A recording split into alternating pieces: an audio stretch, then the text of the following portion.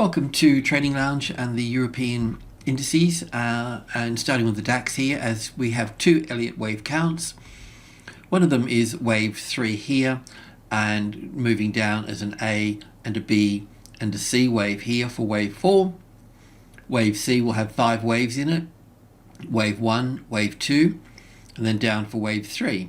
Wave 3 here will have 5 waves in it as 1 here, back for 2, pulling back up 50-60%, wave 3, 4 and 5 here, then wave 4 and then wave 5 coming down into this space here.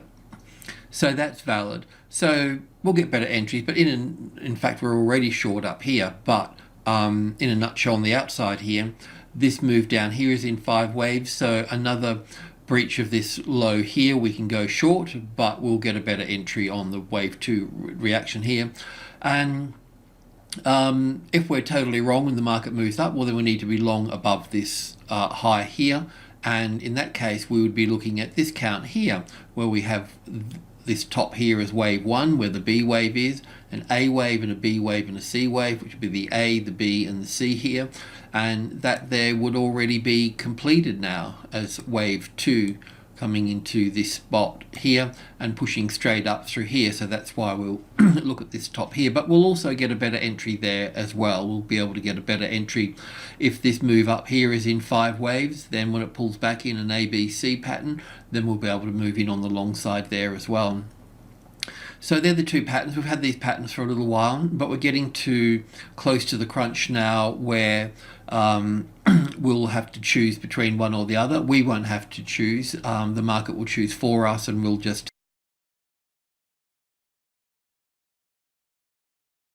tag along with that. So just moving in here on the 4-hour chart perhaps. Let me just get this perspective here. So the move down can be wave B, or the move up here could be wave B or wave 1. If it's wave B, then we'll have wave 1 here, an A and a B and a C here for wave 2 here, and then we'll be moving down even further. Have I got any of those there? Nope. So I need to just bear with me a second. So we know that the move down through here is in 5 waves now because we've been counting those, and we look to being short within that space there. If you're looking to be short in that space there, then it's probably a good idea to, I'm just going to put this here as a P to take profit here, because a rally here would be, just clean these up in here.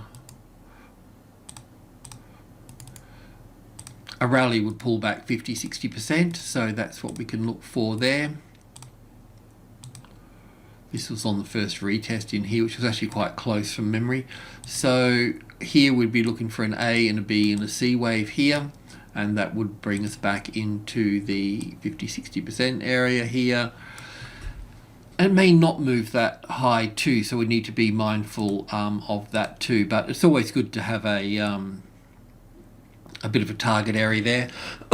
Obviously the 12,800 here and that little consolidation here is going to be a bit of a catalyst there for that, so we could probably put that up to there and then a reaction from that point, and then moving a little bit higher, trying to push higher from that point there, such. But we do need to take profit. I'll just put that there out of the way a little bit.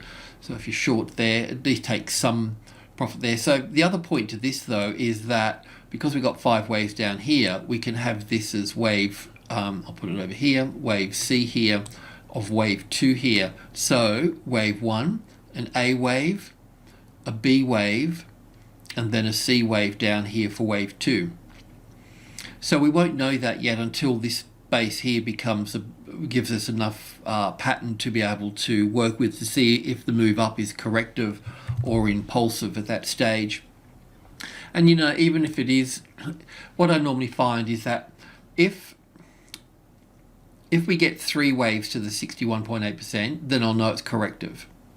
If we get 5 waves to the 61.8% mark, then we'll know that it's bullish.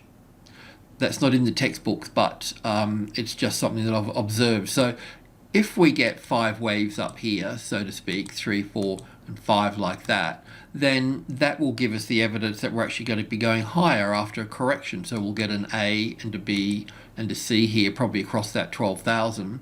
So then we'll be able to, if I can borrow that and just put that over here, then we'll be able to go long from that point. Maybe even back in here we can refine that further. But otherwise we need to be looking to go short as well. So if I can just copy that, and if this is going, this little move up here, if I just copy that here, a little A, B, and C. If that's going to be an A wave here, once we get that B wave low in, then we can look at going short below that, but that's got to fall into place first,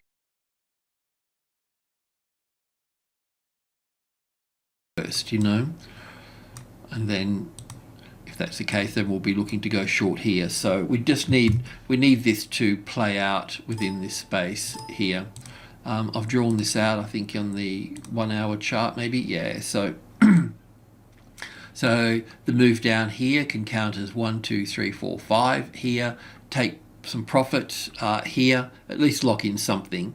Look, it may just go to the 12.8 here and not all the way up here, by the way. That's the first consolidation area there, but we just need to give it a little bit of time. In the meantime though, copy that. If the market drops for whatever particular reasons below this low here, then you need to be short from that point there, okay?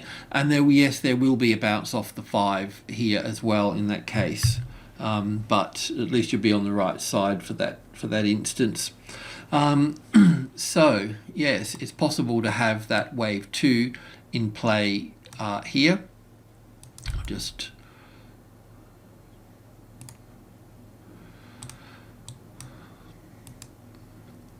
I mean, for the wave 2, we're not really at the 50 and the 60% retracement level area here, you know, so that's why I'm putting number 1 here first in front of that as being a bias for that. So we'll leave it with that. I don't think the tick chart can tell us much more. No, it's still too early for that to give us anything, so that's okay. So the other markets are much the same as well. The AEX here on the 4 hour chart, we can look at the top here being wave B and wave 1, and then coming down here as wave A or 1, B or 2 here, and yes, I've sort of rearranged this ABC here as well for this 4 hour chart in terms of 1, 2, 3, 4, and 5 for the A wave, the B wave, and the C wave here. Not that it matters that much, but we have got our 5 waves down here, and we can be looking back to the 560 area for the 50-60% retracement level. And once again, too, we'll tune in once we've got this. Once we can see what pattern we've got within here, then we can move forward with that there as well. So once again, I know we had a short trade sort of thing in here, so best to lock some profit in at this particular stage here as well. And this market can move back up to our entry point here, so just be mindful of that. Let's copy that. So that can be pretty much, we'll just keep it there for the time being. You know, this is too small to be a wave 2 so far. It needs to have a bit of, it needs to have something there, you know, an A and a B and a C. It has to have something, you know, before it went down from that point. And if it was going to be bullish, well then we would also work out the 5 waves to the upside and then the 3 back, and then we would look to go long at that point there anyway. So we just have to wait for this to play out here for that too. And the FTSE is the same as well. So in this case here, we've got wave 1 or wave B and an A wave, and all the way over here for the B wave and down for the C wave. So we can have a low in place here, or we can have wave 1 here. But I do want to wait and just to see what we've got. You know, it's possible to have copy this, have this up as wave 1 here and wave 2 over here for that move to the upside. But I want to get some more information in here first. We want to see what we've actually got here. And the S&P 500 is kind of in the same boat as well, and we need that to play out all the same as well. And the Italian MIB is count is still unclarified as well. I'm thinking that there should be another move down through here, and we'll catch that once we know what the other European markets are doing. But the 22,000 here is important, of course, but the 500, that's got 497 here, but the 500 is important. So as I've mentioned before, if we were going to go long on this, we would need to see a nice support sitting on that level there. And we don't have that yet. We're far from that. So that's just going to stick to that 500 there, bounce around it, vibrate around it. But once we know what the rest of the European markets are doing, we'll know what this is doing. But I still think there's another leg to come down here. And it's got the bit of habit here too. So its habit is that it's moved up, dropped down quite sharply, moved back up and done this kind of thing and then drop. So this has moved down sharply, moved back up doing its thing, and it should drop in due course here as well, just as reoccurring patterns. But we need to confirm that. We really need that European pattern with the FTSE and the DAX and so on to establish itself as a bullish move or a bearish move. Okay, thanks for tuning in. Appreciate it. Cheers.